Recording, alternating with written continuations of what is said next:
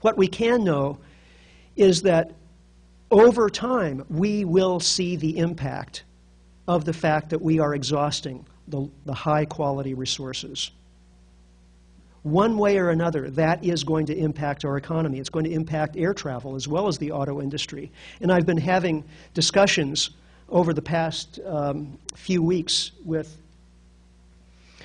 folks at Boeing, folks at the World Bank who are in charge of global air transport. They are worried. Peak oil also means peak food, because we've created an agricultural system that depends overwhelmingly on cheap fossil fuels. We make nitrogen fertilizer out of natural gas. We make pesticides and herbicides out of oil. We use diesel to fuel our tractors. We use oil to transport farm inputs to the farm and farm outputs off the farm. The average food item on an American plate travels 1,500 miles to get there. On average, for every calorie of food energy we produce in modern industrial agriculture, we invest 10 calories of fossil fuel energy. Now, remember, in agrarian societies, farming was the main source of net energy profit. That's how we got our energy. So now, for us to have created an agricultural system that is an overwhelming energy sink,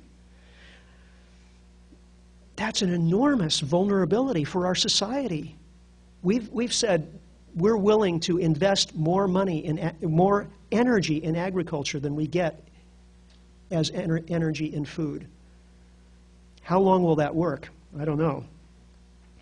Peak oil may mean the end of economic growth as we've known it, because economic growth has to be founded in growth in the real economy, ultimately, or else that seeming economic growth vanishes like a vapor, as it's doing right now, as trillions of dollars evaporate from the world economy.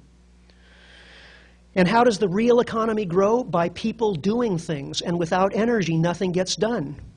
How does China finance its rapid 10% a year economic growth? Through rapid energy growth, specifically coal. The International Energy Agency is gradually changing its tune. For a long time, that organization, which was founded in the 1970s in Paris as a watchdog to warn us of any future oil supply problems, it has been doing a very bad job of that, I have to say. But just now, within the last couple of days, the IEA has released a new report that is beginning to change that message. The chief economist, Fatih Birol, has gone on record as saying this: we must leave oil before it leaves us. Yeah, that is the truth. So what would be a sensible energy policy? It's not hard to figure out in broad terms. Now, in details, endless debate can happen, and there are lots of policy options. But in general, we have to reduce our fossil fuel consumption ahead of scarcity.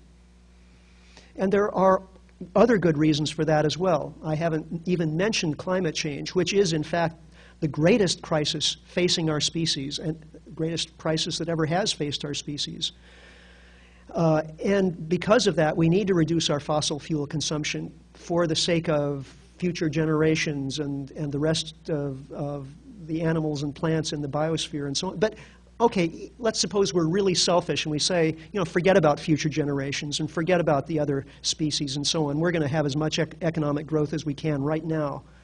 Well, that doesn't work either, because the high-quality fossil fuels just aren't there.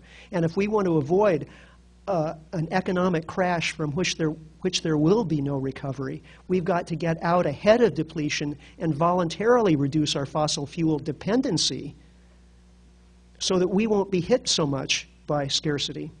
We have to support energy conservation and development of renewable energy, support research into renewable energy, and replace the infrastructure we've built that works with fossil fuels with energy infrastructure, transport infrastructure, agricultural infrastructure that works with renewables and that works with lower energy inputs.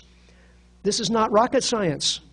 We've known this since the 1970s. I haven't said a single new thing.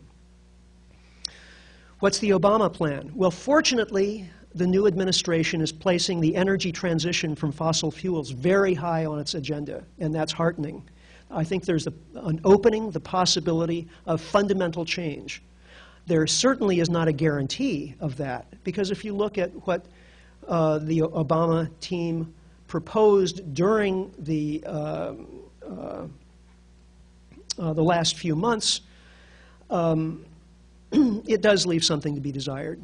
The whole notion of clean coal. I'll talk more about that in my talk tomorrow, but the short judgment on that is there's probably no there. And what's being proposed to spend on renewables is $150 billion over 10 years. Now, $150 billion is a good start per year, but over 10 years, that's simply not the scale of investment that we really need. Why? Because we're starting so far behind in this process of energy transition. This is the current U.S. energy budget. You'll notice there's a renewable energy slice of the pie that represents about 6 or 7%. And of that 6 or 7%, only about 2% is wind and about 1% is solar. Now, those are growing quickly. They are the fastest growing energy sources on a percentage basis, but guess what is the fastest growing energy source in the world on a quantitative basis? It's coal, by far. All coal has to do is grow 1% per year, and it completely wipes out gains in renewables. So this is where we're starting from. Way less than 1% of our national energy budget currently is coming from solar and wind combined. As a result of this, I think there are some fairly inevitable future trends. I don't think we're going to be able to grow renewable energy fast enough to replace fossil fuels on a one-to-one basis. That's why energy conservation, energy efficiency, energy curtailment of energy use, these things have to occupy center stage in our transition policy because they can be deployed quickly and because they are cheaper than new energy sources. We're going to need lots more people growing our food. Why? Because the only way our current agricultural system works, where 1% of the population feeds everybody else, the only way that works is if that 1% have access to cheap fossil fuel to run their tractors, to fertilize their fields, and so on. Without the cheap fossil fuels, we're going to need a different kind of agriculture, more local production for local consumption, and more of us involved in the process. I don't mean every one of us has to have 5,000 acres. I mean we'll need lots more gardeners, including urban gardeners, and we will need a whole generation of young farmers willing to take on this rewarding and difficult work.